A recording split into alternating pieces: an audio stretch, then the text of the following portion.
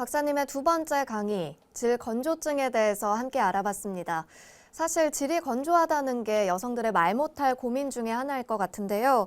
역시나 쉽게 치료를 받지 못하는 현실입니다. 또 치료를 하지 않으면 일상생활에 상당한 불편함이 있는데요.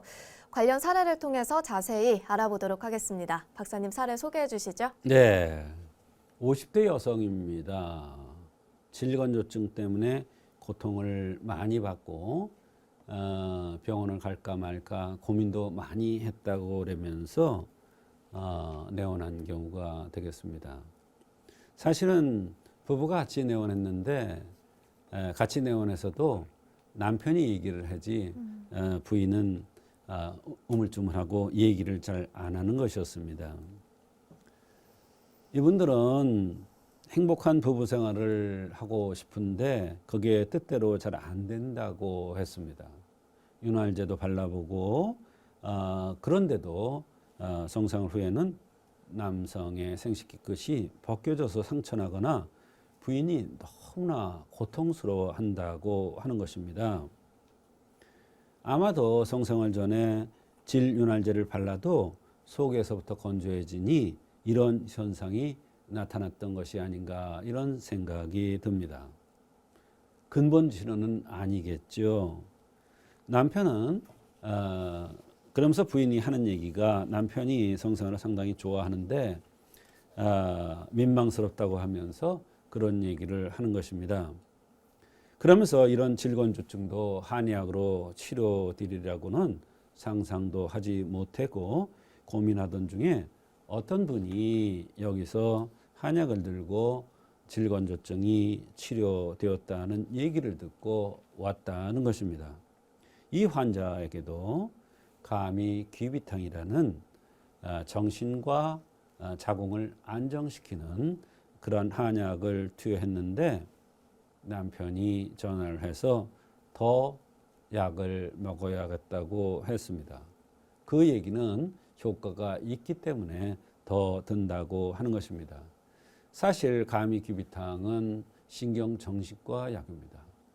그런데 이것이 질건조증에 도움이 된다는 것은 정신과 생식기는 연관이 있다는 것을 암시해 주는 것입니다. 네, 이 부부가 어디 말도 못하고 참 고민이 많으셨을 것 같습니다. 생긴 대로 병이 온다는 차원에서 이 부인의 생김새는 어땠습니까? 네, 남편보다 부인의 등치가 크더라고요. 여성이 169 정도의 등치가 컸습니다. 이 상체가 이렇게 발달됐고 운동을 잘하게 생겼는데요. 얼굴 생김이도 이렇게 이쁘장하게 생겼는데 어딘가 모르게 어두운 그늘이 있어 보였습니다.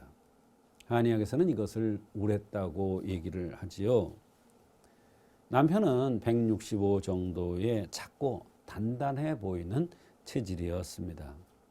굉장히 엄격해 보였습니다. 부인이 잘 얘기도 먼저 하지를 못하더라고요.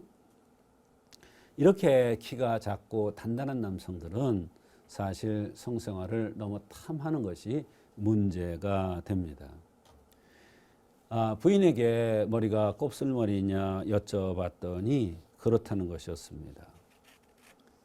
그리고 나이 차이가 꽤 나길래 물어봤더니 사실은 남편 얘기가 재혼이라고 했습니다.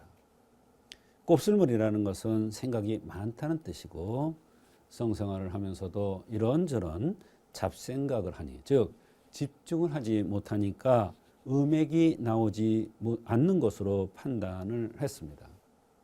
그래서 우선 마음을 안정시켜서 자궁 상태를 좋게 해주기 위해서 감이 귀비탕을 투여한 것입니다.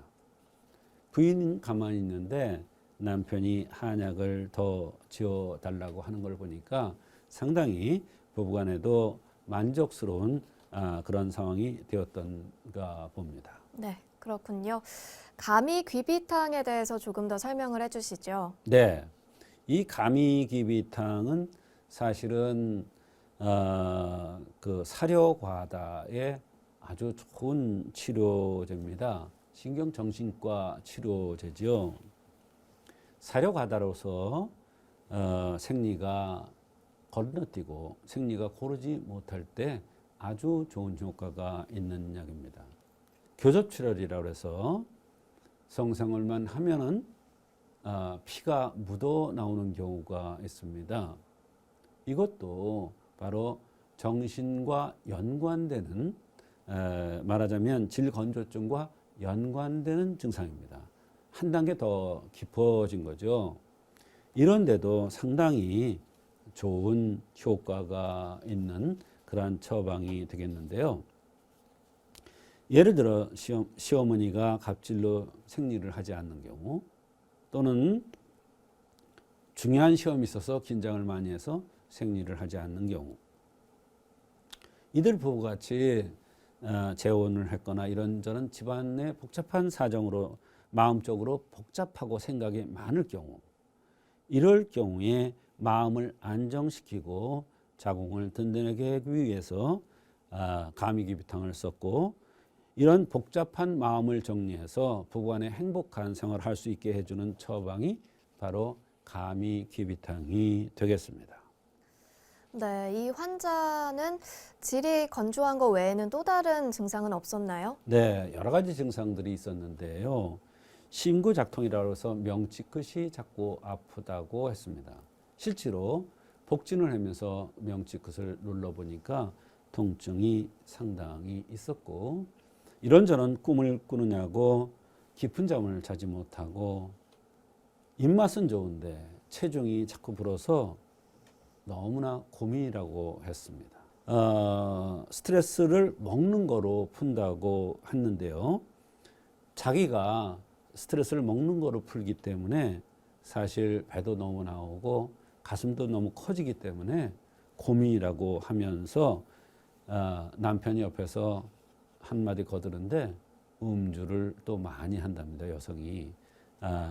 그렇게 여러 가지 불편한 증상들이 있었습니다.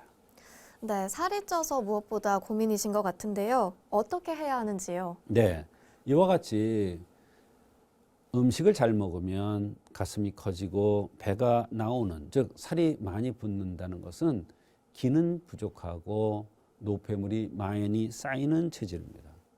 이런 사람일수록 폭식을 많이 하고 저녁을 과식하는 경향이 있습니다.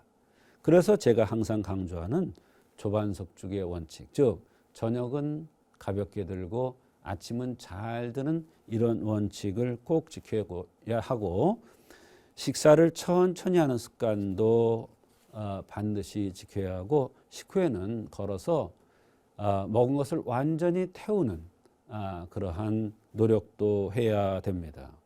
그래서 이분한테는 질건조증이 많이 치료된 후에는 식욕을 떨어뜨려서 살도 빼는 가미육군자탕을 투여했는데, 이 약을 투여하니까 몸도 가벼워지면서 부부간에도 너무 행복한 생활을 하고 있다고 감사한 적이 있습니다.